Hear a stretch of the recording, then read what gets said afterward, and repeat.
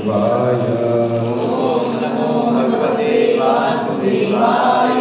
ओम नमो भगवते वासुदेवाय।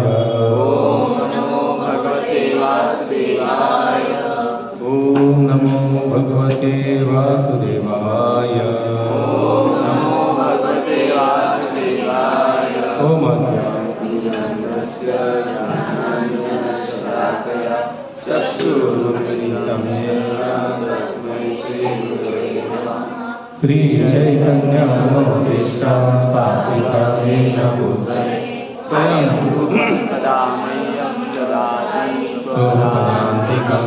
वन्देऽहं श्रीगुरो श्रीपदकमलं श्रीगुरोर्वैष्णवांश्च श्रीरूपं साग्रजातं सगुणान्वितं तं सजीवं साद्वैतं सावधूतं परिजनसहितं कृष्णचैतन्यदेवं श्रीराधाकृष्णपादाञ्च सद्गुणविदासीविशाखान्वितांश्च हे कृष्ण करुणा सिन्धु दीनबन्धु जगत्पते गोपेश गोपिकान्त राधाकान्त नमोऽस्तुते।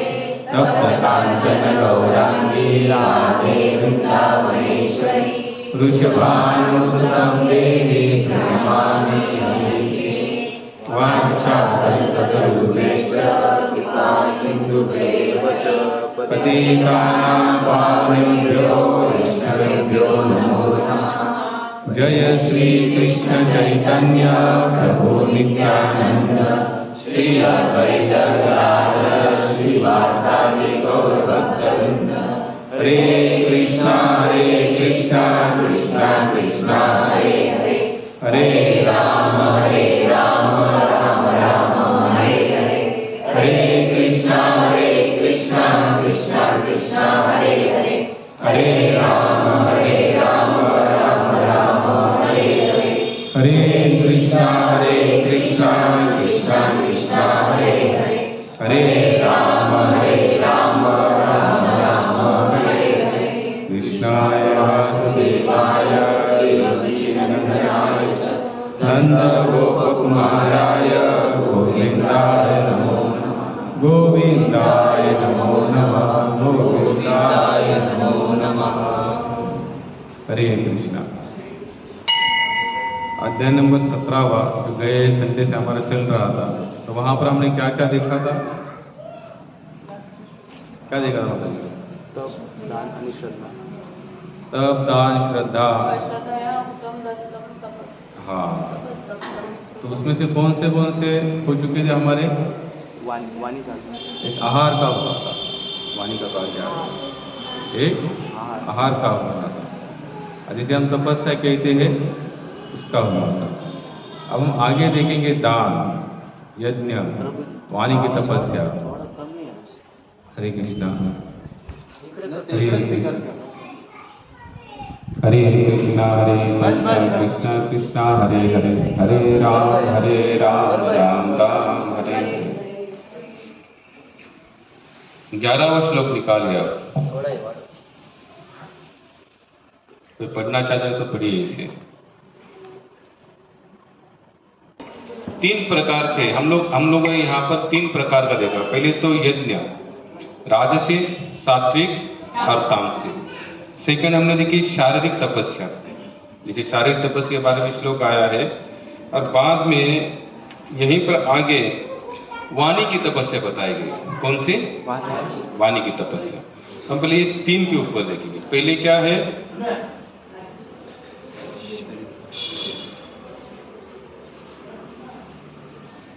यज्ञ के बारे में बताया गया है। तो 3 प्रकार का यज्ञ होता है। कौन सा?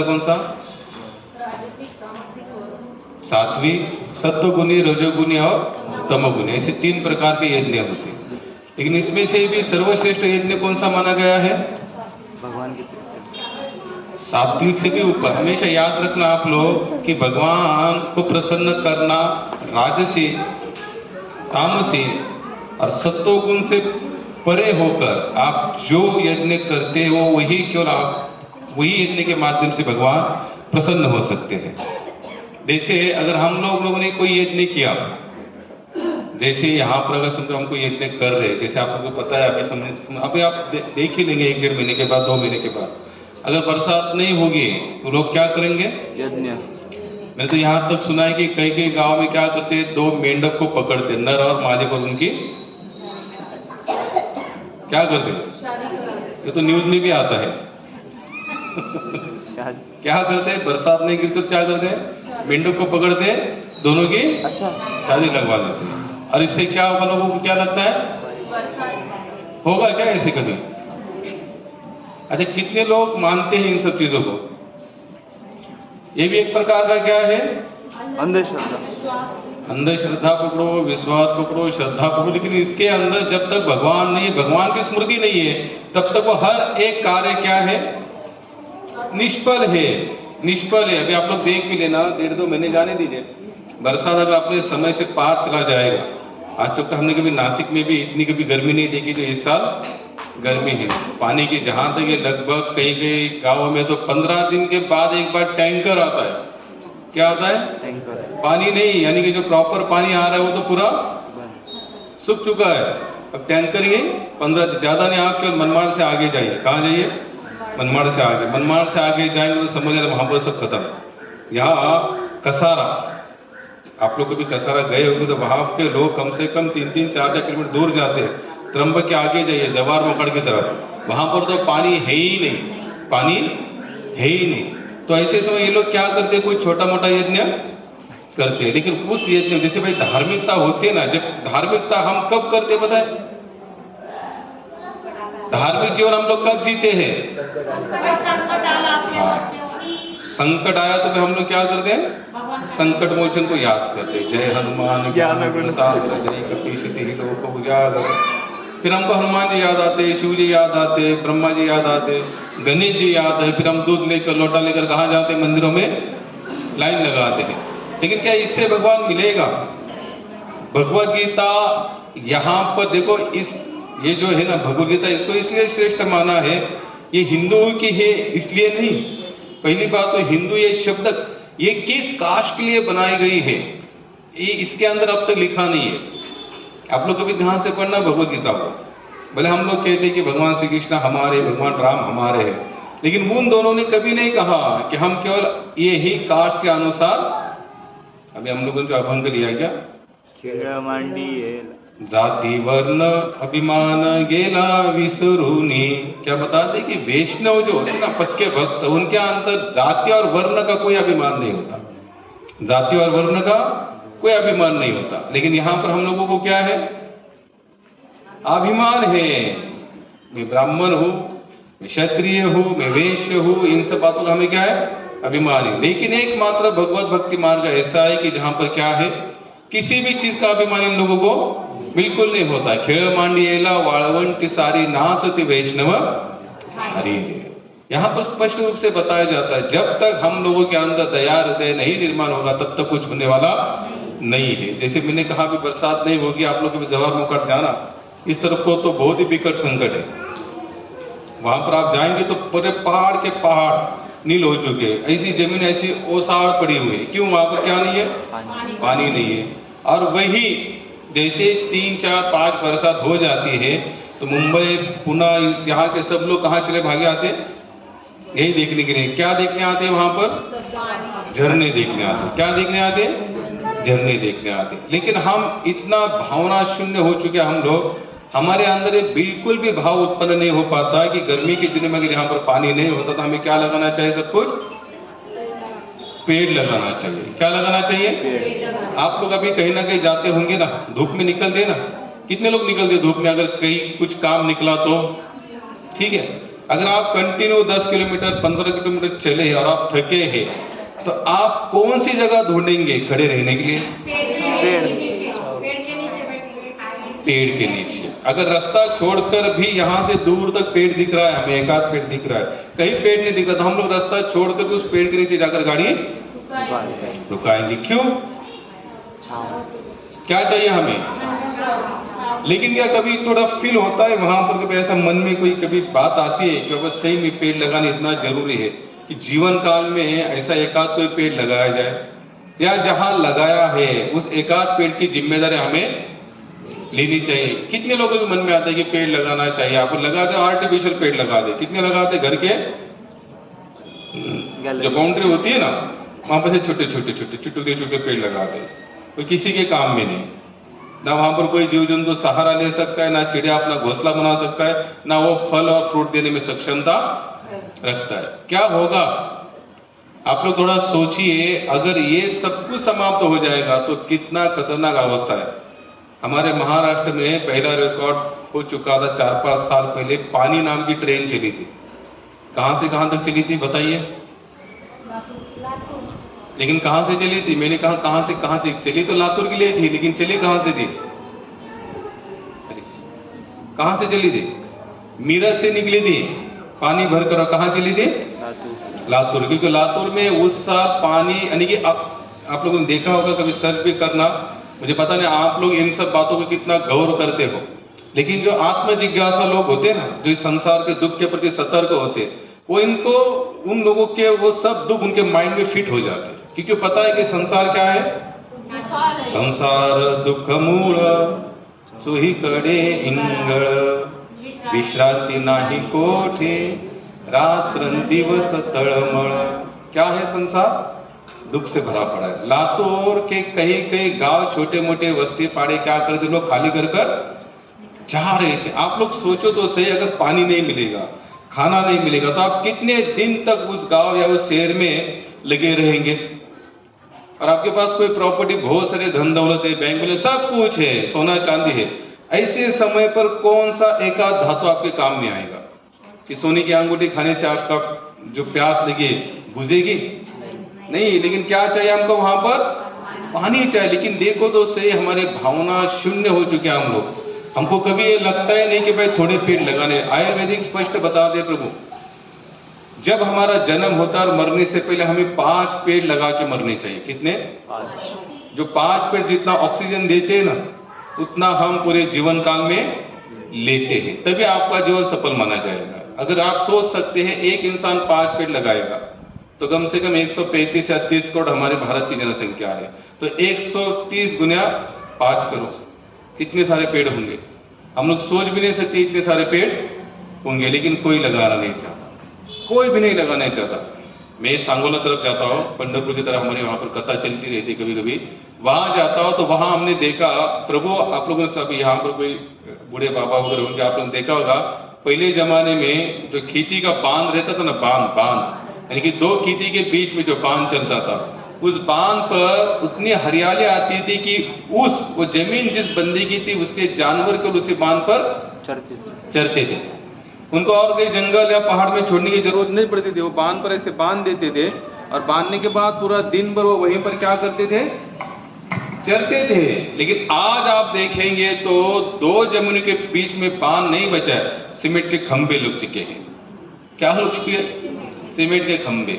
आप लोग सोच सकते हैं जब एक बांध जब खत्म, उस बांध पे कम से कम 4-5 पेड़ तो बड़े बड़े होते थे। तो वहां पर चिड़िया घोंसला बनाती थी, पशु पंखी वहां पर रहते थे। एक सिटी के जो तज्ञ वो तो यहाँ तक कहते, जब से बांध हट गए ना, तब से हमें जीव जंतु मारने के लिए हमको क्या लाना पड़ा? केमिकल मारना पड़ा। और जब तक बांध थे तो पेड़ थे तो वहां पर चिड़िया अपना घोंसला करती थी। पशु पक्षी अलग अलग तरीके के जाति समाज के पशु पक्षी रहते थे, और अलग अलग कीटक वो उस जमीन के क्या करते थे? खा लेते थे। बांध हट गया, पेड़ हट गए, चिड़िया अनेक पशु पक्षी थे वो सब हट गए। अच्छा बताइए बांध क्यों तोड़े लोगों ने?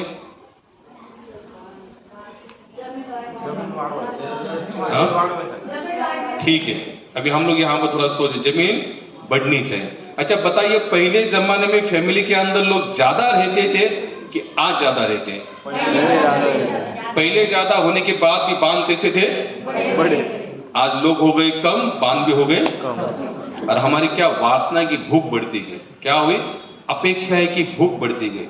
पहले जमाने में तो यहां तक था, उस घर को ताकत वाला घर माना जाता था जहां पर 4-5-6 भाई इकट्ठा रह रहे, पूरी फैमिली एक साथ रह रही है। गांव वाला कोई झगड़ा भी करना सोचता था तो दूसरा समझाता था, भैया वो सब एक साथ रहते, एक साथ टूटेंगे ना तेरा कुछ नहीं बचेगा।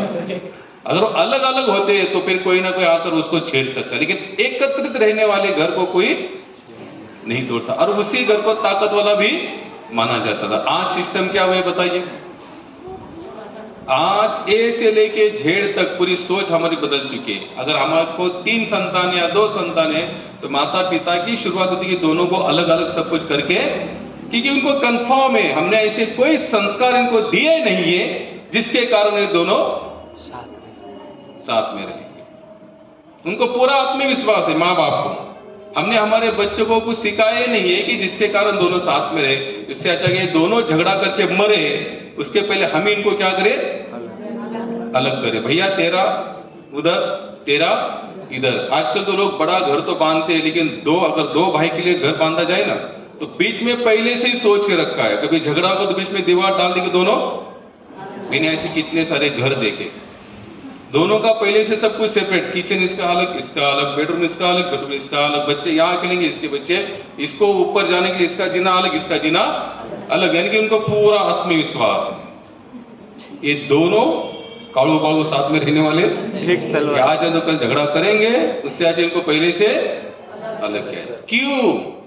क्योंकि उनको पता है हमने कभी इनको कृष्ण बलराम की कथा सुनाई नहीं, हमने कभी इनको राम लक्ष्मण भरत शत्रुघ्न की कथा सुनाई नहीं, इनको हमने पूरे रावण और कुंभकर्ण के संस्कार दिए, तो ये दोनों झड़ेंगे, मरेंगे और लड़ेंगे, इससे ज्यादा कुछ करने वाले है नहीं। मैं क्यों बता रहा हूं? पहले बांध बड़े थे, फैमिली भी बड़ी थी, लेकिन उनको कभी लगा नहीं कि हमारी खेती जो है वो कम पड़ रही है, इसको बांध को छोटा करो। आज लोगों ने बांध छोटा छोटा छोटा क्यों किया? कुछ खेडूतों को तो यहां तक सोच है बांध पर लगे हुए पेड़ जो है उस पेड़ की छाया जितनी जमीन पर पड़ती है वहां पर उतना अनाज उगता नहीं। हम लोगों को पूछते हैं कि प्रभु आपने बांध क्यों हटाया? बोले क्या बताया प्रभु, ये बांध जो पेड़ है ना, पेड़ आम का जो भी पेड़ है, इसकी जो छाया पड़ती है ना हमारी खेती में, जब छाया जहां पर पड़ती है वहां पर अनाज नहीं उगता। अब उतना अनाज नहीं उगता, इसलिए हमने क्या किया, इसको काट दिया।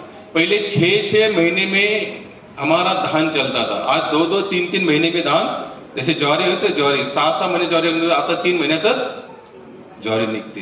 पूरा सबका समय यहाँ पर कम होते गया, यानी कि 6 महीने में निकलने वाला 3 महीने में निकलने के बाद भी आपको लगता है कि पेड़ की छाया से उतना नहीं आ रहा है, उतना मेरा क्या हो रहा है, नुकसान।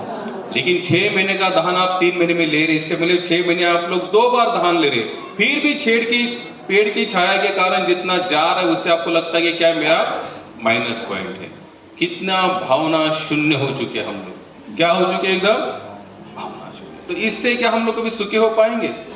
अब इतना भावना शून्य होने के बाद, जैसे हमने जो श्लोक शुरू किया है, शुरुआत कहां से? यज्ञ से। कहां से है? यज्ञ।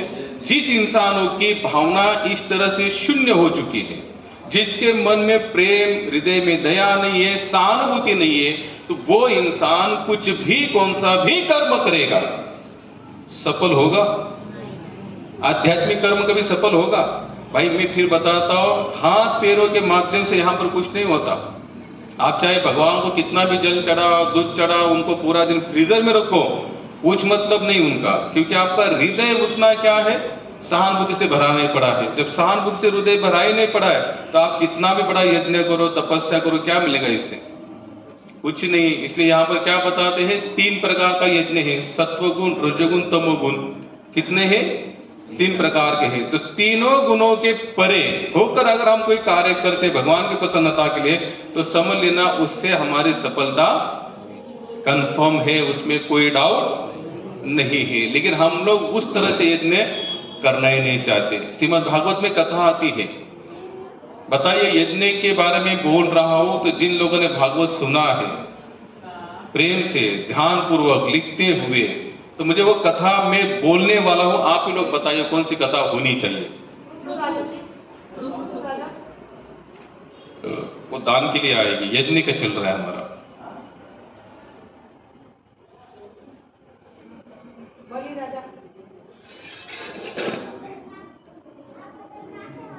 प्रसिद्ध कथा है,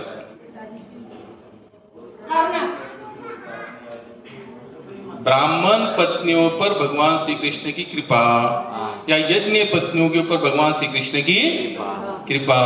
श्रीमद् भागवत में कथा आती है 10वें स्कंद में। कृष्ण बलराम कहाँ गए हैं? गौ माता चराने के लिए गए। कहाँ गए हैं? ग्वाल बालों के साथ गए हुए हैं।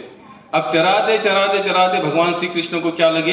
भूख भूख लगी। अब भगवान श्री कृष्ण को भूख लगी, जितना बांध के लाया था सब कुछ पहले खत्म हो चुका है। भाई होता है ना, कभी कभी हम डब्बा भी लेके जाते, पा भी लेते, और बाद में 4 बजे हमको अचानक से भूख लगी, भूख भी लगते। हम लोगों को तो कभी भी लगती है, क्योंकि हमें कोई टेंशन ही नहीं है। आओ खाओ। श्रील प्रभुपाद को एक जन ने पूछा कि आपके मूवमेंट में जुटने के लिए, यानी कि हरे कृष्ण मूवमेंट में जुटने के लिए क्या करना पड़ेगा?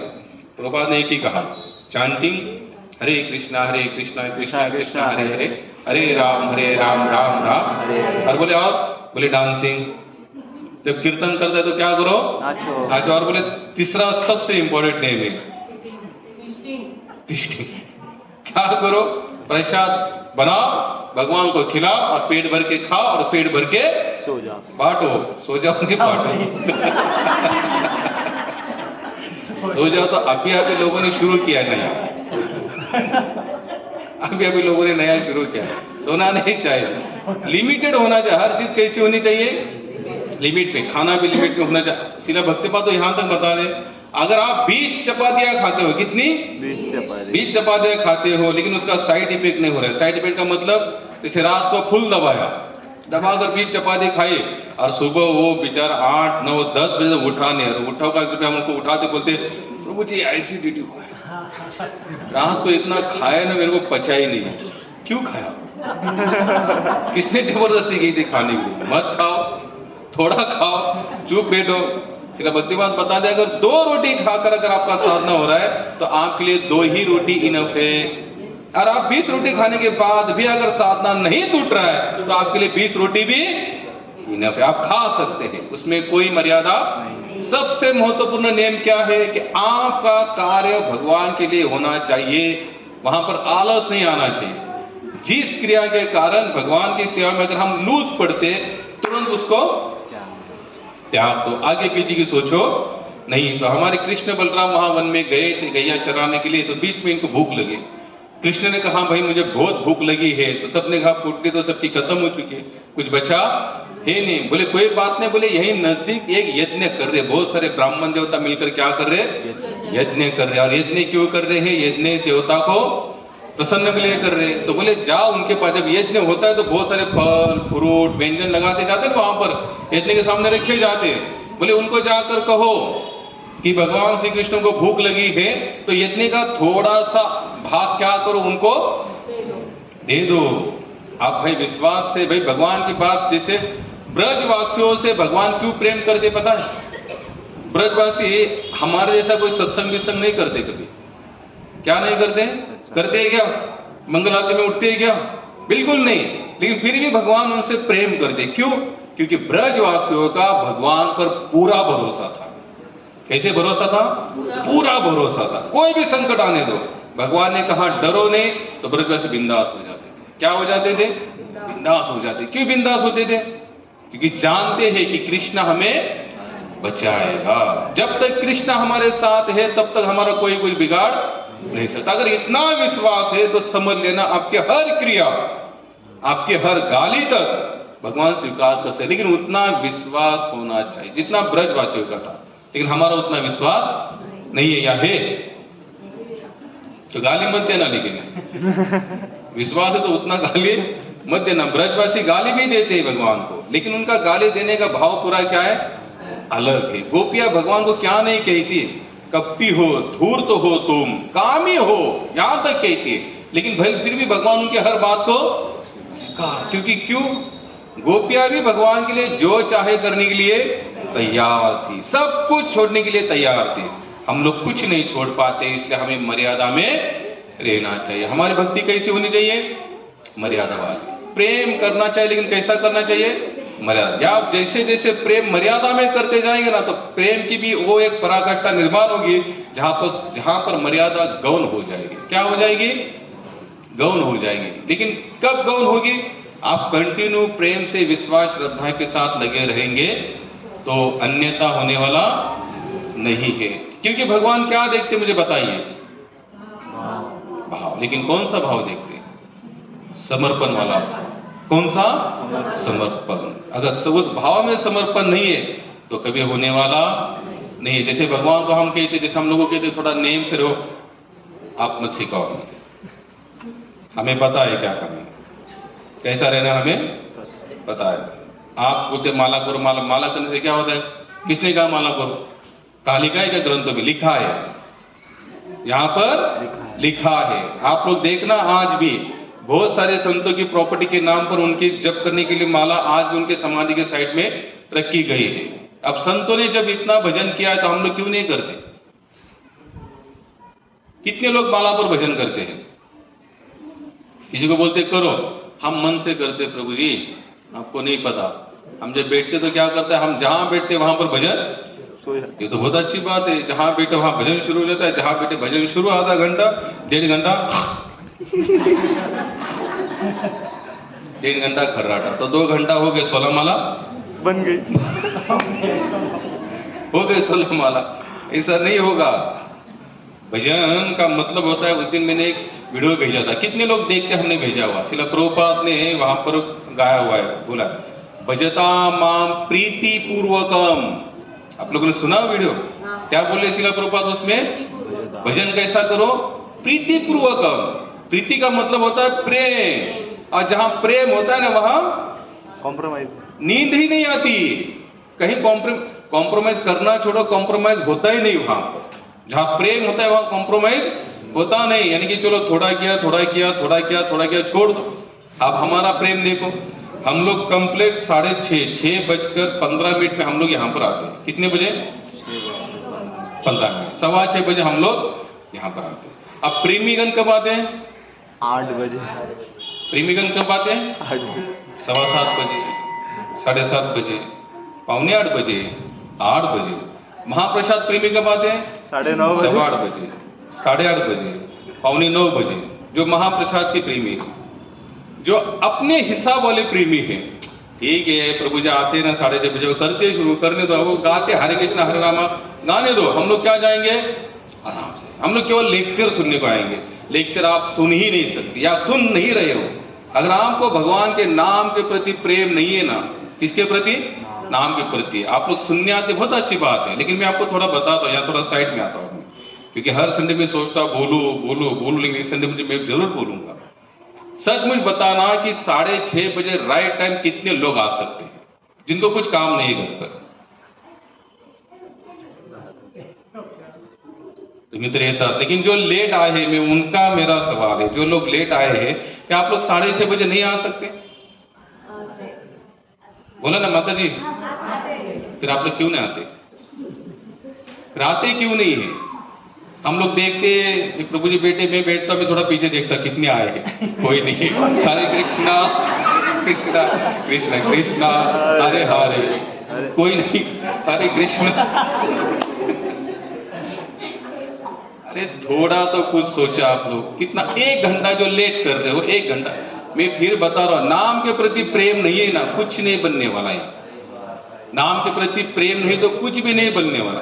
कितना, अगर आप 7:15 बजे आ सकते हो, 7:30 बजे तो 6:30 बजे क्यों नहीं आ सकते?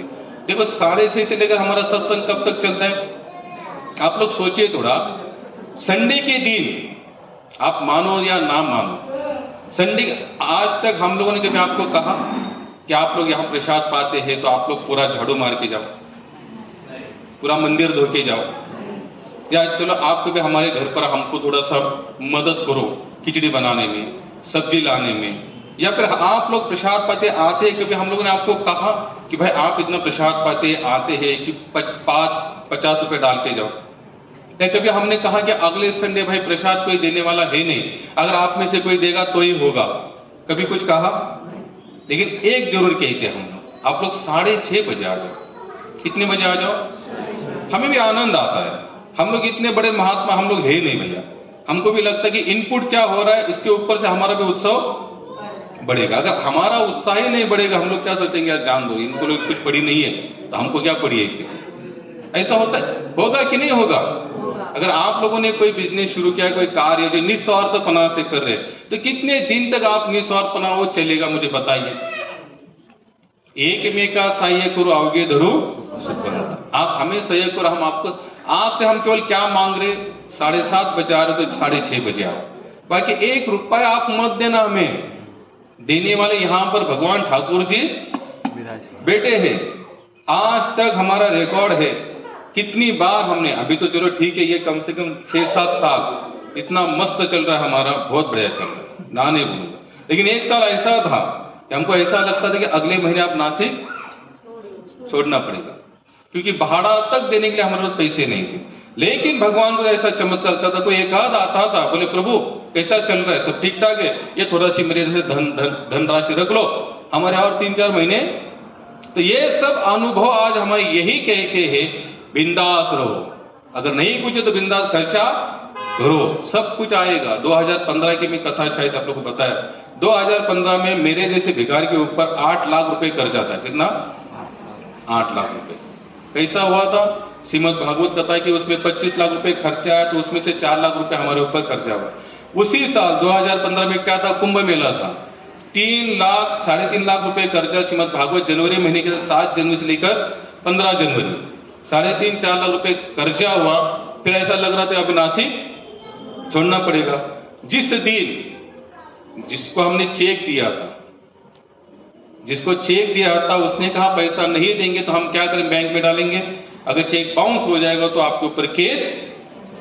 3 महीना उसको हमने कैसे तो खींचा, आज देंगे कल देंगे, इससे भीख मांग उससे भीख मांग, सब लोग कह रहे होगा उतना देंगे। 5-10 3.5-4 लाख रुपए कर्जा है, तो 1500 से हमारा क्या होगा? एक दिन हमने बोला भाई तू डाल दे, जो होगा वो देखा जाएगा। उसने डालने वाला था, उसी दिन उसी समय, मैं आपको हमेशा जो अभी पहचान में लोग हैं, भूषण पाटिल में जिनका नाम लेते रहता हूं, वो श्रीमद् भागवत कथा में 7 दिन रेगुलर आते थे। देखो भगवान की कैसी योजना होती, 7 दिन रेगुलर आए, 7 जनवरी से 15 जनवरी तक। और उसने जिस दिन चेक डालने वाला था तब तक उनका मुझे कभी फोन नहीं आया। उसी दिन मुझे फोन आया कि आपने जो कथा जिस कार्य के लिए ली थी, क्या कुछ धनराशि बची? तो उन्होंने तो हमें हिस्ट्री पूछी कि कथा कैसे हुई, क्या हुई महाराज जी, ये वो सब। बोला चलो ठीक है। सब बोले कुछ पूरा हो गया, नील की कुछ कर्जा हुआ?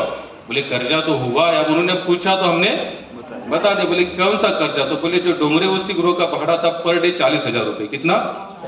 पर डे 40,000 था। 7 दिन भागवत कथा, 2 दिन मंडप डालने के लिए, 2 दिन मंडप निकालने के लिए, 7 और 4 तो 11 दिन के हिसाब से भाड़ा कितना हुआ? 4,40,000 रुपए भाड़ा। तो उसमें से हमने थोड़ा उनको दिया था, एडवांस में दिया, उतना ही दिया था, बाद में भाड़ा पैसे नहीं आते। हमें लगा कि भाई कथा में पैसा आएगा, लेकिन कोई पैसा नहीं टन गोपाल कुछ नहीं आया। रिकॉर्ड हमारा सब उल्टा सुल्टा गड़बड़ हो गया। उन्होंने उसी दिन फोन लगाया जिस दिन वो चेक डालने वाला। मैंने कहा कि प्रभु जी सब नील हो गया, लेकिन केवल डोंगरे वस्ती गृह का भाड़ा बचा है, हम दे नहीं सकते। चेक उन्होंने हमसे पहले चेक लिख के लिया था, शायद उनको अनुभव था, कुछ लोग कार्यक्रम करते हमारे जैसे निकल ना जाए। तो बोले वो चेक डालने वाले। तो हमने भी सोचा हमारे पैसा है नहीं, बैंक पूरा खाली है, यानी कि कुछ है ही नहीं उसमें। तो बोले कोई बात नहीं, आधे घंटे के बाद फोन करता। उन्होंने तुरंत फोन किया। वो जो समिति थी डोंगरे वस्ती गृह के, वहां उनको कोई मित्र लगा, उसने बोले जाओ आप फोन करो प्रभु जी को, उनका पूरा पैसा माफ है। क्या किया? पूरा पैसा उन्होंने हमें मांगा। तो भगवान ने क्या क्या कहां पर लाए हमको? वहां पर एकदम एक महात्मा कहते, बोले भगवान परीक्षा कहां तक लेता है पता है? वेंटिलेटर तक लेता है, पूरा वेंटिलेटर लाकर छोड़ देता है, तभी भी आप कितने लगे रहते हो। तो उन्होंने तुरंत क्या हुआ, वहां पर सब भाड़ा। फिर अब मुझे लगा यार भगवान का तो चमत्कार है, यानी कि भगवान बाहर निकलता है। अक्टूबर महीने में क्या थी? कुंभ मेला था। अब इतने कर्जे से बाहर आए ही थे, तो कुंभ मेला बीच में आया। तो कुछ लोग कहा कि प्रभु जी आपने क्या कथा की? अरे वाह, कुंभ भी वैसा ही करेंगे आप। कुंभ भी वैसा ही करेंगे। और कुछ थे पैसे थोड़े बहुत, 4-5 लाख रुपए यहाँ वहां से आए थे, लेकिन उसमें हुआ था 14 लाख रुपए खर्चा, निकले वहां से 8-9 लाख रुपए, फिर उसमें और 3-4 लाख रुपए कर्जा। और उसी साल में नोटबंदी भी हुई थी, तो उसमें भी हमें थोड़ा सा घाटा गया, 2-1 लाख रुपए वहां चले गए, यानी कि 15 हमारा पूरा 7 से 8 लाख रुपए कर्जा था। लेकिन 16-17 में ऐसी 2-3 कुछ घटनाएं घटी, पूरा पैसा हमारा नील हो गया। फिर भगवान ने हमको यहाँ पर स्थिर किया। मैं आपको ये क्यों बता रहा हूँ? मेरी वाहवाही नहीं बता रहा हूँ, मैं ये बता रहा हूँ कि अगर पूरा विश्वास है, वो देखेंगे, आपकी परीक्षा लेंगे, लेकिन परीक्षा के बावजूद भी अगर आप लगे टिके रहते हो ना, तो भगवान सब कुछ आपके लिए मार्ग खुले करते। लेकिन क्या करो तब तक? लगे रहो। लगे कैसे रहना है? पूरे भरोसा के साथ, पूरे विश्वास के साथ लगे रहना है। पूरा विश्वास है तो देंगे। अरे उन्होंने तो यहाँ पर प्रतिज्ञा ली है, इस गीता के माध्यम से कहते हैं अर्जुन तुम घोषणा करो मेरे भक्त का मैं कभी विनाश या नाश होने नहीं देता, लेकिन कब होगा उसके लिए थोड़ा सा त्यागना पड़ेगा। हमने शुरुआत कहां से की थी? त्याग से। तो आपको क्या करना है? 1 घंटा का ऐड करना है त्याग में। पहले आप 1 घंटा त्याग कर चुके हो, 6:30 का 7:30, उसमें और 1 घंटा त्याग करो, यानी कि 7:30 का 8:30। फिर हमको आएंगे, हम जैसे आएंगे कीर्तन होगा तो लोग आएंगे, चलो हम जाते समय आपका आने का समय ना हो जाए। अच्छा बताइए फिर अगले संडे से कितने लोग 6:30 बजे आएंगे? बहुत धन्यवाद आपका, बहुत आभार कि आपने सच में बात मन पे ली।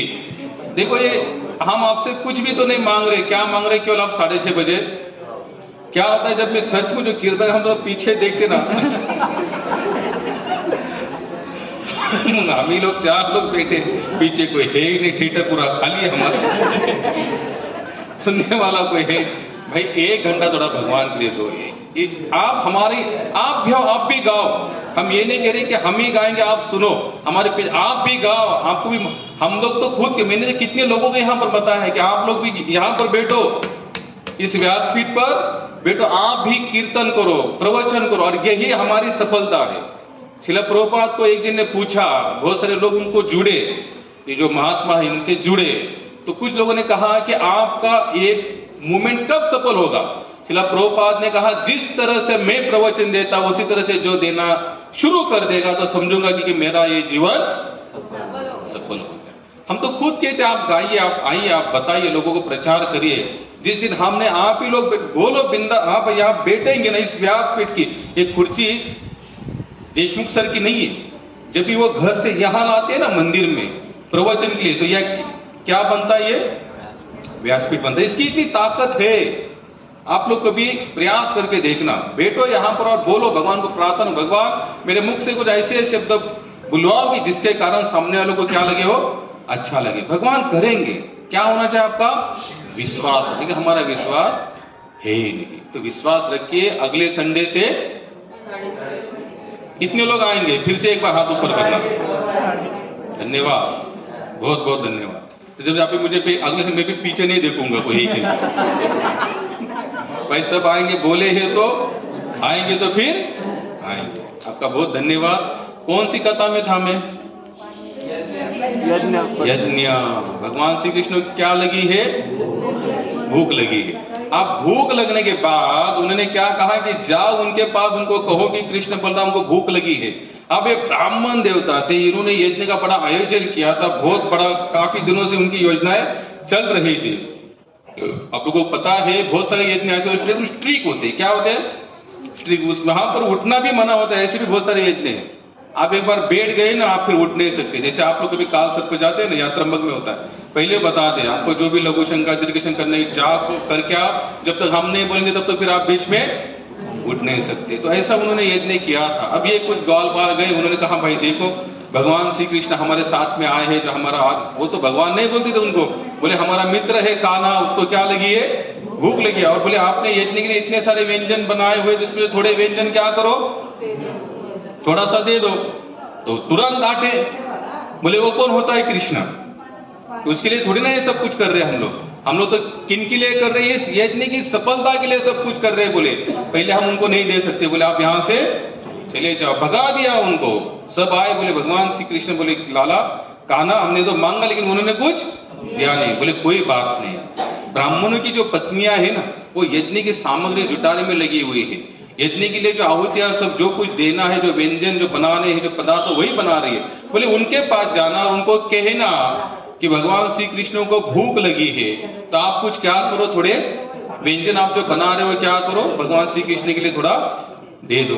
अब वो सभी ग्वालपाल उनके पास है। आने के बाद उनको कहते, ब्राह्मण की जो पत्नी उनको कहा कि भाई ऐसा ऐसा है, हम तो पहले उनके पास, उन्होंने दिया नहीं, लेकिन भगवान श्री कृष्ण को भूख लगी, आप थोड़ा सा आप जो व्यंजन बनाए उनको दे दो।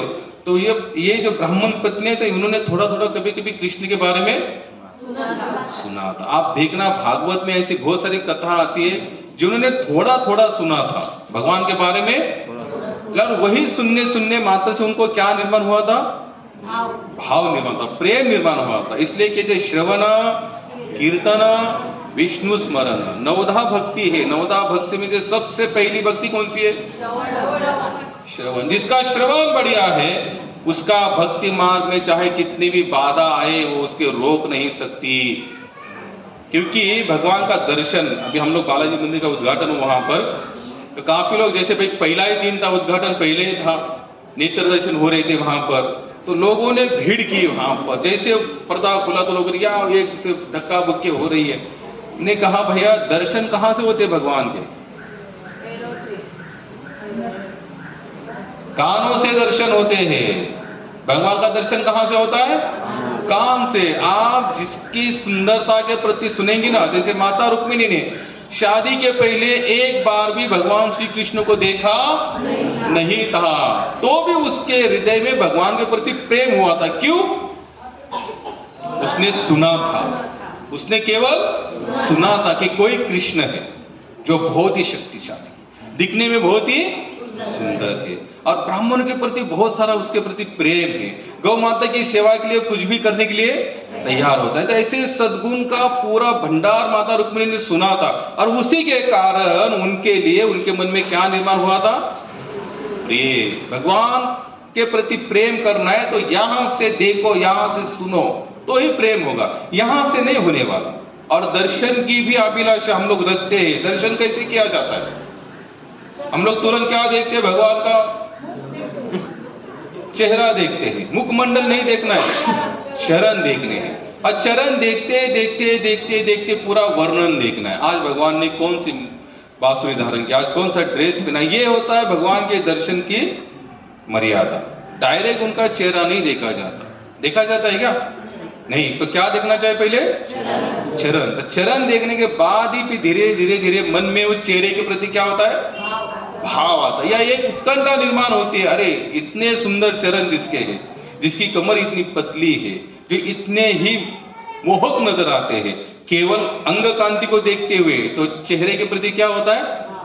भाव निर्माण होता है. तो कैसा दर्शन होना चाहिए? अगर आंखों से भी करते हो तो आंखों से उनका दर्शन वर्णन करते करते करते करते मुखमंडल तक आना है. तो ये दर्शन की स्थिति है. लेकिन और सबसे ज्यादा प्रेम निर्माण वाला दर्शन कौन सा है? श्रवण. श्रवण कीर्तन विष्णु स्मरण. श्रवण अच्छा होगा तो कीर्तन होगा, और कीर्तन होगा तो उसका स्मरण होगा, अन्यथा कुछ होने वाला नहीं है. तो क्या क्या इन्होंने, यज्ञ पत्नियों ने केवल क्या किया था भगवान के प्रति? श्रवण. बोले अच्छा वो कृष्ण, वो कान्हा, वो लाला, बोले उनको भूख लगी, कोई बात नहीं, जो बनाए सब लेके जाओ, सब लेके जाओ. सब लेके निकले और भगवान को सब कुछ धरा दिया. भगवान ने पूरा प्रसाद पा लिया और भगवान चले आए उनके पास. इनके पास? ब्राह्मण पत्नी के पास. बोले कि आपने बनाया व्यंजन बहुत ही सुंदर था और मैं आपके ऊपर पूरी तरह से प्रसन्न हूं. आप क्या चाहते हैं? बोले कुछ नहीं, बस आपका जो श्रवण हम लोग करते वही कंटिन्यू हमको मिलता है. और यहाँ पर ये सभी जितने ब्राह्मण लगे हुए थे ना, उनका यज्ञ सफल नहीं हो पाया. क्यों? सब कुछ विधि के अनुसार चल रहा था, फिर सफल क्यों नहीं हुआ? क्योंकि उनका वहां पर कृष्णाय अर्पण वस्तु नहीं था, कृष्ण के प्रति प्रेम नहीं था. संसार में हमारे इस हिंदू धर्म में जितने भी धर्म ग्रंथ है ना, जैसे महाराष्ट्र में सुप्रसिद्ध है गुरुचरित्र, नवनाथ अध्याय, जितने भी है, अंत में क्या है? कृष्णाय अर्पण वस्तु. क्यों भाई? कथा किसी और देवता की पढ़ रहे और अर्पण कहाँ हो रहा है? क्योंकि वही तो भोक्ता है. अगर उसको अर्पण नहीं करेंगे तो आपका पढ़ना व्यर्थ है. क्योंकि गीता में भगवान कहते हैं भोक्तारम यज्ञ तपसा सर्वलोक महेश्वरम. ये इसी लोक का भोक्ता ऐसे नहीं, सर्वलोक महेश्वरम. शिव जी की तक वहां के भी भोक्ता कौन है? भगवान है. लेकिन हम लोग ये मानते ही नहीं.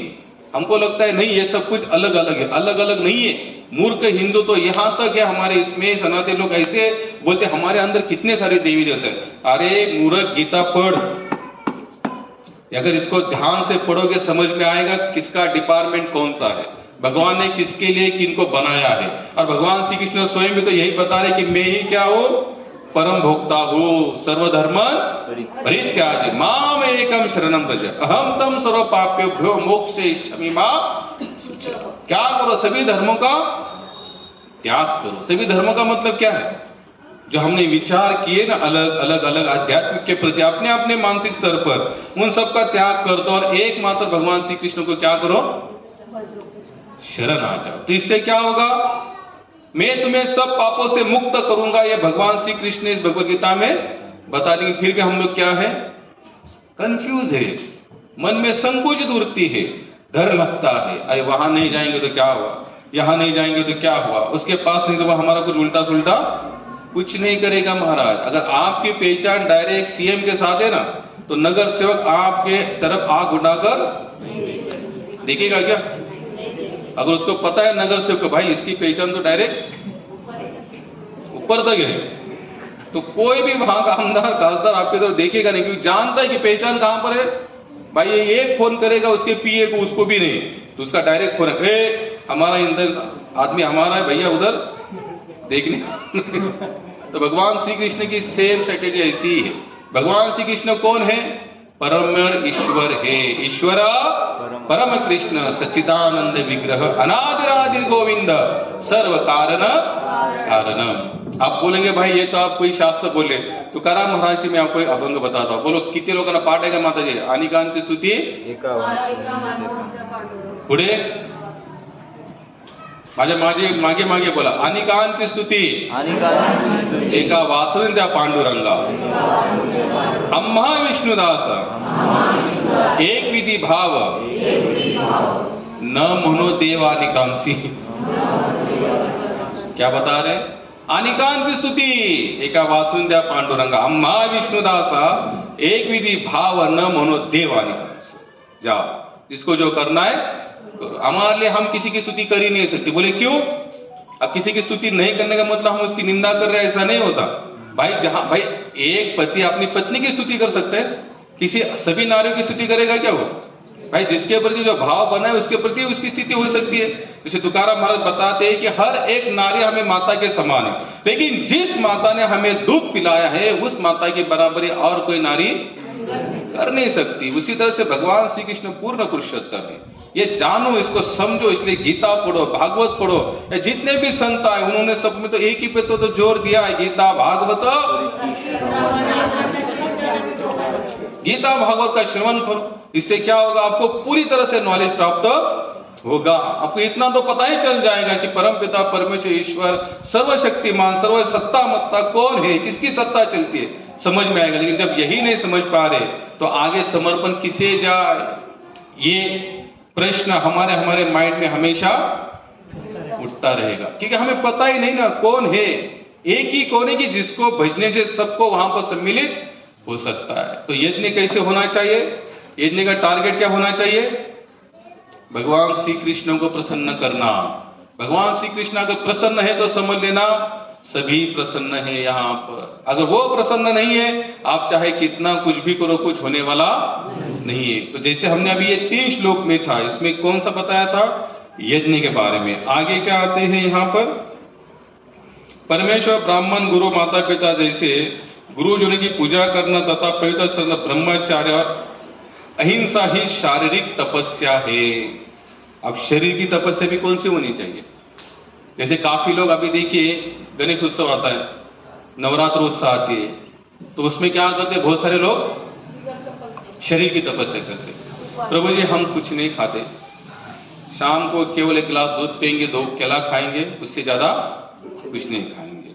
अब भाई बार बार खाने वाला जब खाना कम कर देता है ना, और जब उसको फील होता है कि भूख लगती है, उसको दबाता है ना भूख को, तो उसका स्वभाव कैसे होता है? कैसे होता है? चिड़चिड़ा होता है। तो घर में सब लोग बोलते हैं अरे उसे कुछ बोलो नहीं, उसका क्या है? उसको कुछ बोलेगा तो क्या बोलेगा? वो चिढ़ता है। वो बोले क्यों? खाता नहीं, दिन भर काम पे जाता है, पहले ही चिड़ा हुआ रहता है। हम कुछ बोलते तो क्या करता है वो? चिड़चिड़ा होता है। तो हमारी शरीर की तपस्या कहाँ बची? क्या फायदा इसका? इतनी सारी तपस्या करके अगर हमारा स्वभाव चिड़चिड़ा हो रहा है तो वो तपस्या का कोई मतलब नहीं है। आप बम्बई में तो अभी हम जाते, कभी गणेश उत्सव कभी प्रोग्राम होता है यहाँ वहाँ, भाई कलियुग का पीए फोन बजा रहा है किसका, कौन है? कहां पर थे हम लोग? शरीर की तपस्या। शारीरिक तपस्या से अगर हमारे अंदर शांति नहीं आती, सरलता नहीं आती, अहिंसा नहीं आती, और फिर भी तपस्या कर रहे, तो वो तपस्या किसी के काम की नहीं है। यहां पर स्पष्ट रूप से भगवान बता रहे, शरीर की तपस्या भी वो सफल है जिससे आपको माफ करने की क्षमता आ जाए। क्या आ जाए? आप लोग देखना, शास्त्र में ऐसे बहुत सारे एग्जाम्पल है जिन लोगों ने शरीर की कठोर तपस्या की। क्या की? कठोर तपस्या की। और कठोर तपस्या करने के बावजूद भी वो अपने इंद्रियों से हार बैठे। क्या हुआ? हार बैठे। महाराष्ट्र में सबसे ज्वलंत उदाहरण है चांगदेव महाराज। कितनी साल तपस्या की उन्होंने? 1400 साल। कितना? 1400 का मतलब है 14 शतक। कितने शतक मारे उन्होंने? लगातार नॉन स्टॉप 14 शतक मारे। और 14 शतक मारने के बाद भी मन में कौन सा घर करके बैठा था विचार? मैं चांगदेव हूं। कौन हो? चांगदेव हूं। उनकी कहानी यहां तक बताते हैं कि वो मरे हुए के भी जिंदा करने में सक्षमता थे। उनकी तपस्या का बल कितना था? मरे हुए को भी जिंदा कर सकते थे, इतना उनके अंदर बल था तब का। जब लोगों को में ये ख्याति शुरू हो गई कि चांगदेव महाराज अगर मरे हुए को जिंदा कर सकते, मूर्ख लोगों ने क्या किया था? मरे हुए लोगों को भी संभाल के रखने का प्रयास किया, क्योंकि कभी तो चांगदेव आएंगे इनको जिंदा कर। यहां तक उनकी ख्याति बढ़ी थी, लेकिन उनकी ख्याति तो बढ़ी, लेकिन ख्याति बढ़ते बढ़ते और क्या बढ़ गया? अहंकार। क्या बढ़ा? अहंकार। आप मुझे बताएं कि जिस शारीरिक तपस्या के कारण अगर अहंकार बढ़ता होगा, तो क्या वो शारीरिक तपस्या आप भगवान तक जा पाएंगे? नहीं, कभी पॉसिबल नहीं है।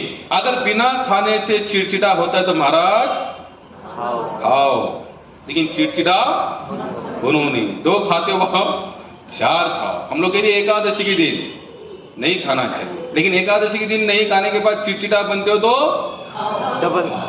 डबल। मैंने कहा डबल, अपने तरफ से कुछ भी जोड़ देते डबल खाओ। ठीक है, अगर डबल खाने से भी पूरी तरह से शांत हो जाते हो,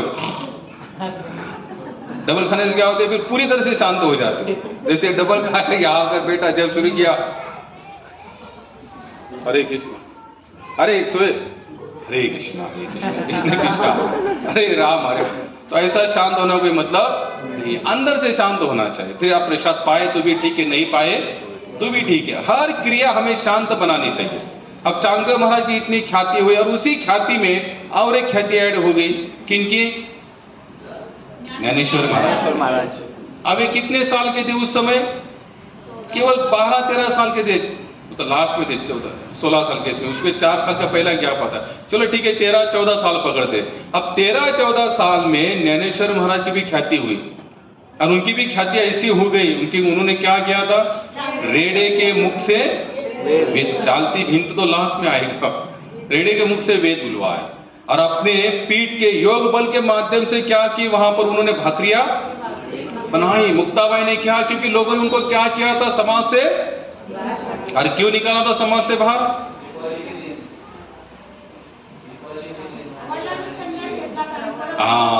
पिताजी ने सन्यास लिया। सन्यास लेने के बाद ना, ध्यान से सुनना, लोग कहते कि सन्यास लिया और फिर से गृहस्थाश्रम, बिल्कुल नहीं। उन्होंने तो सन्यास ले लिया था, लेकिन गुरु के कहने से फिर वो कहां आए? गृहस्थाश्रम। उनको गृहस्थाश्रम को कोई लगाव नहीं था। उन्होंने सन्यास तो सचमुच उनके अंदर उतना वैराग्य था, सो उन्होंने सन्यास लिया, लेकिन गुरु के वाणी का अपराध ना हो, गुरु आदेश का अपराध ना हो, इसलिए उन्होंने फिर गृहस्थाश्रम को स्वीकार किया। जब गृहस्थाश्रम को स्वीकार किया तो क्या किया? यहाँ के संकुचित लोगों ने उनको क्या किया? अपने समाज से। बोले क्यों? बोले एक सन्यासी फिर शादी करेगा तो उसके बच्चे समाज में रहने के लायक वाले नहीं है, और उनको भी यहाँ समाज में रह नहीं सकते, तो उनको क्या करना चाहिए? अपराधी मानकर उनको दंड देना चाहिए। और यही मूर्ख लोगों ने, जिनको हम ज्ञानी कहते हैं, इन लोगों ने क्या किया? उनको दंड का सुनावनी की। और कौन सा दंड दिया? मृत्यु दंड, प्राण दंड। इन्होंने जाकर कहां पर अपने शरीर को त्यागा? इंद्रायणी में। इंद्रायणी में गए, और दोनों माता पिता ने, पति पत्नी ने सिरे को शांत किया। अब 4 भाई बहन थे, कौन कौन? ज्ञानेश्वर, मुक्ताबाई, हाँ 4 जन थे। अब 4 जन को क्या किया समाज ने उठाकर? लोग यहां तक उनको भिक्षा भी नहीं देते थे। बोले क्यों? बोले सन्यासी के लड़के हैं, बोले इनको भिक्षा भी। और ये वो लोग थे जो सब शास्त्र का पठन करते थे, जिन्होंने उनको मृत्यु दंड सुनाया, उन लोगों ने शास्त्र से ढूंढ के निकाला। बोले ऐसे लोगों को क्या करना चाहिए? अब मुझे बताया अगर जो शास्त्र किसी को दंड दे दे, ऐसा प्राण दंड, तो वो शास्त्र का अभ्यास हमारा किस काम का? बोले शास्त्र का पढ़ाई जिसकी ज्यादा अगर किसको पहचानना है, जो माफ करने में सक्षम है, जो माफ करने में सक्षम, तो समझ लेना कि उसकी सचमुच शास्त्र की पढ़ाई रियल है। और जो दंड देने में सक्षम है, उसका शास्त्र अब तक वो शास्त्र के आजू बाजू में भी नहीं है। क्योंकि भाई भगवान की वस्ती भी कहा है, दया क्षमा शांति देते दयालु। आध्यात्मिक जीवन भी वही निवास करता है जहां पर दया है, क्षमा है, शांति का पूरा घड़ा भरा पड़ा है, वहीं से सब कुछ हो, वही भगवान विराजमान है। तो ऐसे लोगों को उन्होंने क्या किया? सताया। नाम ज्ञानेश्वर महाराज की ख्याति हुई। अब ख्याति हुई तो चांगदेव महाराज के मन में खटकने लगी। क्या खटकने लगी? ज्ञानेश्वर महाराज की ख्याति, प्रशंसा उनकी खटकने लगी। अब खटकने जैसा कुछ था भी नहीं। ये तो 14 से साल पे योगी, और ये कितने साल के? 14 साल के पकड़ लो, यानी कि 2 जोड़े इनमें से गायब थे। फिर भी इनकी ख्याति, और ज्ञानेश्वर महाराज को उनकी ख्याति से कोई लेना देना ही नहीं था। वो जानते भी नहीं थे कौन चांगदेव है करके। लेकिन चांगदेव जी के पास कुछ लोग ऐसे इकट्ठा होते, उन्होंने कहा भाई चांगदेव महाराज आपकी भी ख्याति है, तो आंख के बराबरी में ज्ञानेश्वर महाराज की भी ख्याति होने लगी। थोड़ा संभाल लेना, अभी आपको देखना क्या करना है, आप जानो। कोई आगे बढ़ता है तो यहां पर हमें क्या निर्माण होती है? ईर्ष्या। जब तक ईर्ष्या निर्माण हो रही तो समझ लेना हमारा आध्यात्मिक जीवन क्या है? जीरो है। क्या है? शून्य। ईर्ष्या होनी चाहिए, लेकिन कौन सी ईर्ष्या होनी चाहिए? आप 16 करते हो 16 माला, मैं 20 माला करूंगा। आज तुमने 20 की, आज मैं 24 माला करूंगा। तुमने 4 घंटा भजन किया, तो मैं आज में 5 घंटा भजन करूंगा। लेकिन हम लोग क्या करते? 4 चपाती खाई, 5 चपाती, 2 वड़ा पाव खाया, 3 वड़ा, 8 वड़ा, 2 गिलास खीर पी, 4 गिलास खीर। क्या होगा इससे? अरे ईर्ष्या करनी है ना। कोई भी दुर्गुण नहीं है, लेकिन अगर आपने उसको सचमुच अच्छी तरीके से यूज किया तो समझ लेना वही दुर्गुण के माध्यम से भगवान तक भी पहुंच सकते हो। तो चांगदेव महाराज ने कहा, बोले जाओ उनको कहो कि मैं मिलने आना चाहता हूं उनको। एक जगह पर तो यहां तक लिखा है, चांगदेव महाराज ने क्या कहा? बोले जाओ उनको जाकर कहो कि चांगदेव तुमसे मिलने आ रहा है। अब उनके आजू बाजू उनका पीए कोई था, बोले महाराज आप मिलने जाएंगे उनसे? 14 साल के योगी, 14 साल का लड़का, अब 14 साल का योगी वहां चल के जाए तो ऐसी भी आपकी ख्याति? हम क्यों झुके? हम तो उनको बुलाएंगे। क्या करेंगे? उनको बुलाएंगे। ईर्ष्या इतना भयानक होता है इंसान के मन में, एक बार घर कर लेगा ना किसी के प्रति, और जब तक वो ईर्ष्या बनी रहेगी तब तक हमारा आध्यात्मिक भजन पूजन किसी काम का होने वाला नहीं। हम लोग दान धर्म भी लोग करते हैं तो किसी को बताने के लिए करते, किसी को जताने के लिए करते हैं। लोग कहते हैं कि गुप्त दान करो, गुप्त दान करो, गुप्त दान करो, लेकिन कितने लोग गुप्त दान करते हैं? गुप्त दान में भी कहीं ना कहीं एक छोटी सी मनसा होती है। क्या होती है? मंशा होती है कि मेरा थोड़ा नाम हो जाए। एक राजेश्वरानंद जी बहुत अच्छी कथा बता रहे थे। कथा बताते बताते उन्होंने कहा, बोले एक जगह पर एक महात्मा ऐसे प्रवचन कर रहे थे और कुछ मंदिर कुछ बांधना था। उन्होंने अनाउंसमेंट किया कि भाई मैं मंदिर बांध रहा हूं, जो दान देना चाहता है दे, और जिनका नाम गुप्त रखना चाहते हैं हम उनका नाम गुप्त रखेंगे, लेकिन दान देना चाहते हो तो ये। आप उनके ही वहां पर पीछे व्यास पर काफी लोग बैठे थे, तो एक जन था व्यापारी बड़ा, इसने कहा भाई मुझे तो दान देना, लेकिन मुझे कैसा देना है? गुप्त दान देना है। तो इसने अपने चेले को कहा, इस व्यापारी ने अपने पे बोले जाओ महाराज को बोलो एक कोई बंदा है उसने इतनी बड़ी रकम 5 लाख रुपए दे दिए हैं, लेकिन नाम अनाउंसमेंट नहीं करना, इतना कर। आप इतना बोल दो कि एक कोई ऐसा व्यक्ति जिसने 5 लाख रुपए दिए। वो आकर कहा, अब महाराज को क्या लेना देना भाई, 5 लाख आए ठाकुर जी की सेवा में मंदिर में लग जाए। तो उन्होंने अनाउंसमेंट किया, बोले इसी पंडाल में एक व्यक्ति ऐसा है जिसने अभी 5 लाख 5 लाख देखो सब हरी वो तालियां जोर से बजी। भाई 5 लाख छोटी रकम नहीं, जैसे 5 लाख का नाम सुना तो लोगों ने तालियां बजी। अब जिसने दिया था इसको लगा रही इतना बड़ा दान दे रहा और नाम अनाउंसमेंट नहीं हो रहा है, कुछ ऐसा काम करता हो कि मेरा नाम अनाउंसमेंट। फिर इसने कहा, बोले नहीं तुम महाराज जी को जाके बोलो, बोले जो महाराज जी के पीछे जो बेटा है ढाई बाजू से दूसरे चेयर पर उसने दिया, लेकिन नाम मत बताना। ये आया, बोले महाराज ऐसा है कि हमारे इसी स्टेज पर जो पीछे वाले लाइन में बैठा है ढाई बाजू से 2 नंबर की चेयर है उस पर वो बैठा है, तो ऐसा बोले उन्होंने अनाउंसमेंट करने के लिए कहा। महाराज बोले अच्छा गुप्तदानी है। बोले कोई बात नहीं, 5 लाख आए, तुम नाम अनाउंसमेंट करो मत करो, हमें क्या है। तो महाराज ने अनाउंसमेंट कर दिया। बोले हाँ अभी पता चला है वो गुप्तदानी कौन है। अब गुप्तदानी कभी पता चलता है क्या? ये महाराज गुप्तदानी पता, बोले कौन है? बोले वो इसी स्टेज पर बैठा है, मेरे ढाई बाजू से दूसरे नंबर की चेयर पर जो बैठा है वही वो दानी है, लेकिन उन्होंने कहा है कि नाम मत बताना। तो लोगों का देखना शुरू हो गया, अरे आपने, अरे वाह क्या वाह महाराज बहुत बहुत अच्छा। आप थोड़ी सी छाती भूल गए, लेकिन ये व्यापारी बहुत चैप्टर था। तब इसने बोला महाराज, तो महाराज ने बोला 5 लाख, बोले कल आ जाओ चेक दे दूंगा मैं। तो महाराज जी दूसरे दिन चले गए चेलों के साथ। महाराज 5 लाख का दान, तो महाराज जी बड़ी गाड़ी में, जैसे हमें कोई बड़ा डोनेशन देते हम लोग को थोड़ा 80 स्त्री कपड़े गुपड़े पहन कर बड़ी गाड़ी में डर लगता है कभी कभी हम अगर बाइक पर जाएंगे रिक्शा में, वो सोचेंगे अरे इनको क्यों बड़ा दान दे, ये तो साले रिक्शा से आए हैं। होता है प्रभु ऐसे, इस संसार में यही चल रहा है। संसार में क्या हो रहा है, यही चल रहा है। आप एटी में जाओ, 2 शब्द अच्छा बोलो, लोगों को बुला रहे ये कुछ अच्छे लोग हैं, और आप साइकिल पर जाना टांग मारते हुए, आपको 10 रुपए की जगह पर 1 ही रुपए मिलेगा, क्योंकि लोगों की क्या है वो सोच है, क्या कर सकते, नहीं टाल सकते। तो महाराज जी गए दूसरे दिन, तो महाराज जी दूसरे दिन गए तो उसने लिफाफा में चेक भी 5 लाख का डाल के रखा था। तो महाराज जी के हाथ में दिया, तो महाराज जी के हाथ में, तो महाराज जी ने जैसे जैसे अपने बैग में रख दिया। अब बैग में जैसे रख दिया तो महाराज जी बोले चलो। अब महाराज जी जाकर गाड़ी में बैठे, तो गाड़ी में जाकर बैठा तो महाराज बोले तो चेक तो देख लेते भैया कैसे क्या है। तो महाराज जी ने चेक निकाला तो उसके ऊपर 5 लाख तो लिखा था, लेकिन नीचे साइन नहीं, नीचे। तो महाराज जी को लगा शायद ये साइन करना भूल गया। महाराज बोले भाई गाड़ी घुमाओ गाड़ी घुमाओ, चेक पर साइन नहीं है। तो महाराज ने गाड़ी घुमाई, बोले उसके पास, बोले प्रभु आपने चेक तो दिया 5 लाख का, बहुत धन्यवाद, लेकिन आप शायद साइन करना भूल गए। बोले भूला नहीं हूं मैंने नहीं की जाए साइन। बोले क्यों?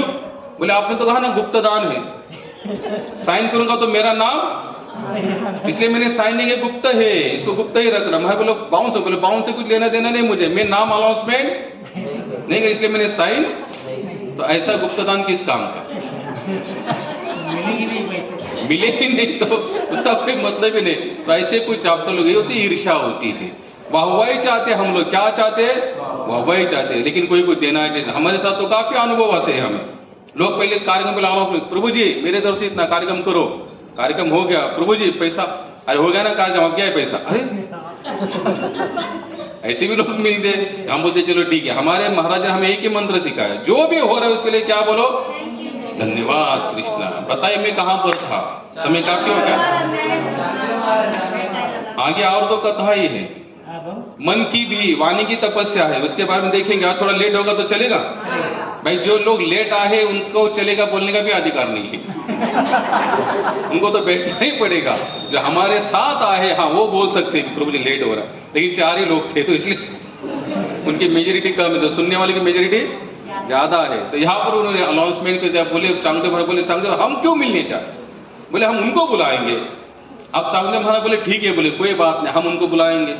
अब बुलाना है तो कुछ ना कुछ तो लिखना पड़ेगा ना, आओ करके, जाओ करके, मिलना है करके। तो चांगदेव महाराज ने क्या किया, लेटर लिया, अब लिख रहे हैं।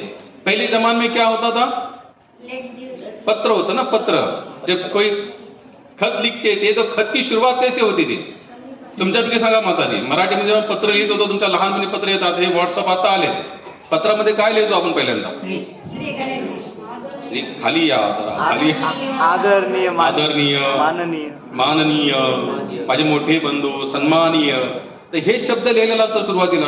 आता ये क्या है कि ये सब शब्द लिखने पड़ते हैं, आदरातिथ्य करना पड़ता है। अब चांगदेव महाराज तो लिख रहे, लेकिन क्या करके बुलाओ उनको, क्योंकि मैं तो कितने साल का, 1400 साल, इतना बड़ा योगी, और ये कितने हैं, 14 साल। अब मैं जो कुछ लिखना है, जब मैं उनको बुला रहा हूं तो पहले तो उनको क्या करना है, प्रणाम नमस्कार कुछ ना कुछ तो लिखना पड़ेगा। तो क्या लिखूं क्या लिखूं क्या लिखूं, इसी सोच में उन्होंने 10-12 पत्र तो ऐसे लिखकर फाड़ दे, क्योंकि समझ में नहीं आ रहा है क्या करो। बोले कोई बात नहीं, उनको क्या करो, कोरा लेटर भेजो। क्या भेजो, बिना लिखा हुआ पत्र भेजो। बोले जाओ, बोले वो समझ जाएंगे, बोले बहुत ज्ञानी है ना, समझ जाएंगे मैंने उनको बुलाया है। चारों भाई बहन बैठे थे, ज्ञानेश्वर महाराज, मुक्ताबाई, सोपान काका, निवृत्तिनाथ। सोपान काका के पास गए तो उन्होंने देखा भैया ये तो पूरा कोरा है। निवृत्तिनाथ बोले ये भी कोरा है। तो ज्ञानेश्वर महाराज ने कहा बोले ये तो कोरा है, बोले हम क्या समझे, इन्होंने क्यों भेजा होगा कोरा लेटर। तो मुक्ताबाई कहते काम करो इधर ला। तो उन्होंने देखा कोरा है, तो मुक्ताबाई बोले मुझे पता है मैं इसका आंसर भेजूंगी। तो मुक्ताबाई ने आंसर लिखा, क्या लिखा, सांगदेव तुम कोरा थे, तुम कोरा ही रहे। क्या लिखा, 1400 साल की तपस्या करने के बाद भी तुम कैसे रहे, ब्लैंक रहे, कुछ नहीं तुम्हारे पास बुद्धि, मट्ट हो तुम। लिखा, लेटर पैक किया, बोले जाओ देकर आओ। अब जो पहले से इतना ईर्ष्या से भरा पड़ा बंदा होगा और ऐसे शब्द देखे कि सांगदेव तुम कोरा थे, कोरा ही रहे 1400 साल की तपस्या करके, उसका कोई फल नहीं। तो नामदेव महाराज का, सांगदेव महाराज का पारा चढ़ गया। बोले जाओ उनको बोल के आओ कि सांगदेव तुमको मिलने आ रहा है। अब भाई कोई ईर्ष्या से कहीं पर जाता ना शक्ति प्रदर्शन, आप देखो इलेक्शन के समय कितने लोग शक्ती प्रदर्शन करे। 500 गाड्यांचा था मुंबईला, 1000 गाड्यांचा था मुंबईला, न्यूज बघता क्यों, क्या जता रहे शक्ति प्रदर्शन। तो नामदेव महाराज ने भी 500-600 गाड़ियों का ताफा क्या कर रहे हो, अपना शक्ति प्रदर्शन। शक्ति में क्या बोले, शेर को आपने, उन्होंने क्या बनाई, गाड़ी बनाई, शेर पर बैठे और हाथ में सर्प बनाए, सर्प का चाबुक बनाया कि सब लोग देख रहे। भाई इतना चमत्कार होगा तो साधारण सी पब्लिक क्या होगी, ऐसे महात्मा होने चाहिए। कि हम लोग तो चमत्कार के लिए क्या करते, तुरंत नमस्कार करते। यहां पर भीड़ बढ़ सकती है, लेकिन मैं क्या करूंगा, ऐसा किसी में हाथ डालूंगा ना, जब मैं नींबू निकालूंगा ना, यहां बैठने के लिए जगह नहीं होगी। बैठने के लिए जगह नहीं, क्योंकि लोगों को क्या चाहिए, चमत्कार चाहिए ना। हम इतना चिल्लाते, भाई चमत्कार के पीछे मत भागो, चमत्कार देखना ही है तो भगवान को देखो, सबसे बड़ा चमत्कारी तो वही है। लेकिन वो चमत्कार हमें लींबू टिम्बू निकालने वाले लोग क्या लगते हैं, महाराज लगते हैं। तो उन्होंने इतना सबको ताफे के साथ चले। कहा जाता है 1-8 लाख तो उनके डिसाइपल थे, 1 लाख तो उनके डिसाइपल थे, और अलग से जुटा हुआ, यानी उनके साथ चलने वाले लोग, कंटिन्यू रहने वाले लोग इतने थे। और जो अलग से जुटे थे वो अलग, सभी लोग चले चांगदेव महाराज के साथ। बोले क्यों, किनको मिलने जा रहे हैं, ज्ञानेश्वर महाराज। अब ज्ञानेश्वर महाराज के पास कोई मेजोरिटी नहीं, 4 भाई बहन है, तो इस चारों के अब क्या करना चाहिए। बोले वो तो इतने भाई शेर पर बैठकर आ रहे, सर्प का चाबुक बना, हमारे पास तो कोई वाहन तो है नहीं। बोले क्या करेंगे। तो ज्ञानेश्वर महाराज वही एक दीवार के पास खड़े थे, बोले हम तो इसी पर बैठेंगे। अरे इसी को बोलेंगे कि चलो। चारों भाई उस पर बैठे, उन्होंने कहा था कि भिन्न तो चलो। तो भिन्न सचमुच हवा मार्ग, आकाश मार्ग से चलने लगी। जैसे वो चलने लगी, और जब चांगदेव महाराज ने देखा, भाई मैंने तो सजीव प्राणियों के ऊपर, कितने सजीव, शेर कैसा है, जीवित है, सर्प कैसा है, सजीव है, इनके ऊपर मैंने क्या किया, योग बल से इनको मैंने अंडर में ले लिया। लेकिन ये ज्ञानेश्वर महाराज ने तो क्या किया, निर्जीव, जिसके अंदर जीव नहीं है, ऐसे क्योंकि जब वो चल बोलते तो वो। अब इतना चमत्कार देखने के बाद चांगदेव महाराज का पूरा अहंकार खत्म हो गया। अब भागते भागते आए और ज्ञानेश्वर महाराज के चरणों में गिर पड़ी। तो उन्होंने कहा भाई जिन्होंने वो लेटर लिखा था वो कौन थी। बोले मुक्ताबाई थी। मुक्ताबाई तो सबसे छोटी थी, कितनी, 5 साल की थी। कितने साल की थी, 5 साल की। 5 साल की। तो चांगदेव महाराज तुरंत मुक्ताबाई के पास में बोलते आज से तुम मेरी गुरु। 1400 साल के चांगदेव महाराज ने 5 साल के मुक्ताबाई को क्या किया, क्यों गुरु किया, क्योंकि उसी मुक्ताबाई ने उनकी आंखें खुली। कथा तो बहुत लंबी चौड़ी, कि हमें वहां नहीं जाना है। हमें क्या देखना है, अगर शरीर की तपस्या में से नम्रता नहीं होगी, सहनशीलता नहीं होगी, समझने की भावना नहीं होगी, अहंकार अगर टूट नहीं रहा है, तो वह शरीर की तपस्या किसी काम की नहीं है। जैसे हम लोग जिस भजन में लगे हैं, वहां पर लोग कहते प्रभु आज मैंने 40 माला की, अच्छी बात है, लेकिन 40 माला करने के बाद जो 4 कर रहा है उसके प्रति हमें द्वेष नहीं होना चाहिए, ईर्ष्या नहीं। बोले हम ये तो चल बोलते क्या करता है दिन भर, बेटा यार कितनी माला करता है, समझाने के हिसाब से बोलो बात, द्वेष से नहीं बोला। तो शरीर की तपस्या भी कब सफल है बताइए, मेरी कथा तो बताई। जब अहंकार टूटे, मेपना टूटे, मेरापन टूटे, तब जाकर सफल है। आगे आती वाणी की तपस्या। कौन सी तपस्या? वाणी की तपस्या। ये बहुत महत्वपूर्ण है, ये बहुत महत्वपूर्ण है। संत कबीरदास बता दे, वाणी ऐसे बोलिए मन का आपा को, और उनको शीतल करे। वाणी कैसी बोलनी चाहिए? मन का आफा खोल। आफा का मतलब होता है मन ऐसा खुला हो जाना चाहिए। कैसे होना चाहिए? जो संकुचित मन है ना, कैसे होना चाहिए? पूरी तरह से खुल जाना चाहिए। और वाणी ऐसी होनी चाहिए जो औरों को भी शीतल करे। जब वो शीतल होगा तो तुम अपने आप शीतल हो जाएंगे। लेकिन हमारी वाणी वैसी होती है नहीं। हमारी वाणी ज्यादा नहीं, इसलिए तो काफी संतों ने जब वाणी पर कंट्रोल नहीं हो पाता, उन्होंने क्या किया, नया नियम, मौन व्रत धारण करते थे। क्या करते थे? किसी को कुछ बोलना ही नहीं। क्या करो, पूरा जीवन मौन। ऐसे कितने सारे आप लोग कभी जाएंगे कुंभ में, बहुत सारे पार्टी मौनी बाबा करके सुना है कि नहीं आपने कभी? ऐसे बहुत सारे कुंभ, भाई नासिक वासी है तो कुंभ के बारे में तो हम इतना तो जानते ही है। काफी सारे ऐसे महात्मा है जो मौनी बाबा करके, वो किसी से कोई बात नहीं। उनको क्या लगता है, भाई हमारी बात से अगर किसी को मन दुख जाता है तो वो पाप में हम गिरना नहीं चाहते, इतना तक। इसलिए उन्होंने क्या किया, श्री भाई किसी से कुछ बात करनी नहीं। काशी में एक महात्मा हुए, उनका नाम था जिह्वा काष्ठ स्वामी। ध्यान से सुनना है कथा। वाणी की तपस्या कितनी होनी चाहिए? क्या नाम था? जिह्वा काष्ठ स्वामी करके। वो तो उनका बाद में नाम गिरा। क्यों उनका नाम गिरा वो मैं आपको बताता हूं। कश्मीर और काशी ये क्या थे? हमारे भारत में दो पंडित लोगों की राजधानियां थी। कौन सी? कश्मीर और काशी। आज केवल बची है काशी। कश्मीर किन लोगों की राजधानी हुई? आतंकवादी, आतंकवादियों की राजधानी हुई। किन की राजधानी हुई? आतंकवादी। लेकिन एक समय में था, कश्यप ऋषि के नाम से उसका नाम क्या गिरा? कश्मीर गिरा। अब वहां का एक तरुण यंग ब्राह्मण देवता, तरुण जिसने वेदों का बहुत सारा पठन किया था, शास्त्रों का बहुत अध्ययन किया था, तो वो पूरे भारत भ्रमण करने के लिए निकला। किस बात से? मैं सबसे शास्त्रार्थ करूंगा। क्या करूंगा? शास्त्रार्थ करूंगा। और शास्त्रार्थ करने के बाद जो जो हारेगा उससे मैं क्या करूंगा? लेटर लिख लूंगा कि ये मेरे से हार चुके हैं। भाई पहले जमाने ऐसा शास्त्रार्थ होता था।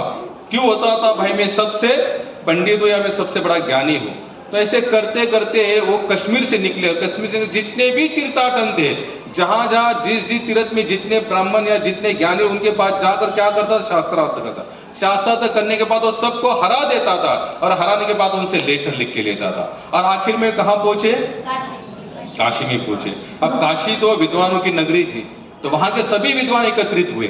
बोले भैया ये एक ही है, तरुण है, बोले जवान है, और पूरे भारत भ्रमण करते हुए सबको हराते हुए आखिर वो कहां आए हैं?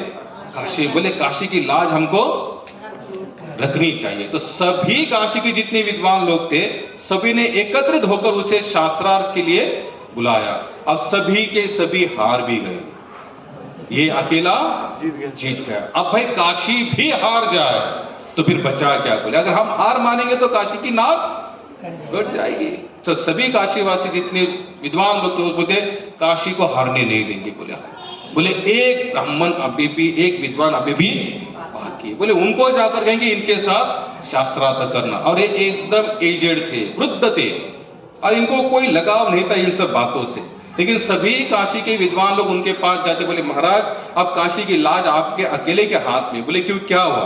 बोले कश्मीर से कोई एक ब्राह्मण देवता निकले, विद्वान निकले, पंडित जी है, सबको हराते हुए काशी में आए, शास्त्रार्थ किया, और काशी के सभी विद्वान हार चुके हैं, और आप काशी की लाज आपके हाथ में है, आप देखो क्या करना है। और उन्होंने क्या सामने, उनका प्रस्ताव क्या था पता है? जो कश्मीर से निकला था वो कहता था अगर आप हार नहीं मानेंगे, हारने के बावजूद भी, तो आपको क्या करना पड़ेगा? जल समाधि लेनी पड़ेगी।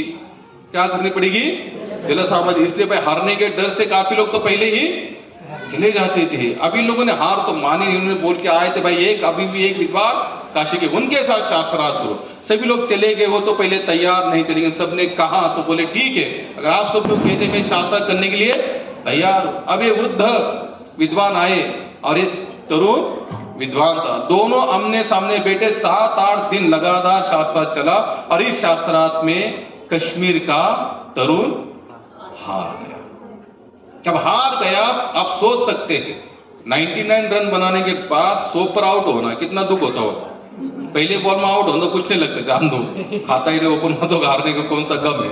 अब ये पूरा सचमुच करते आए यहाँ पर, ये एक व्यक्ति ने हरा दिया, इनको भी बहुत हट हुआ। तो बोले कोई बात नहीं, बोले जिस तरह से हमारा ठहराव प्रस्ताव पास हुआ था, जो हारेगा वो क्या करेगा, जल समाधि, मैं इसी गंगा मैया में जल समाधि लूंगा। अब ये तो हराने के बाद ये तो अच्छे जो ब्राह्मण देवता थे, विद्वान थे, काशी वाले, ये तो चले गए थे। लेकिन जब उनको पता चला कि जिसको मैं हरा कर आया था, अब वो क्या करने वाला है, जल समाधि, तुरंत उन्होंने संदेश भेजा, बोले जाओ उसको जाकर कहो, बोले वो वही विद्वान व्यक्ति ने तुम्हें बुलाया मिलने के लिए। तो उन्होंने पहले संदेश बोले मैं नहीं मिलना चाहता। अगर वो ऐसा कहेगा तो वही विद्वान ने कहा था जिन्होंने जिनको हराया था, बोले अगर ना बोलेगा तो उसको बताना भाई तुम हारे हुए हो और मैं जीता हुआ हो, तो जीता हो इसके कारण तुम्हें मेरे आदेश का पालन करना पड़ेगा। तो इतना कहने के बाद वो आया। वहां पर आने के बाद उनने दरवाजे की कुंडी लगा दी, बंद किया और बोले बैठो यहाँ पर।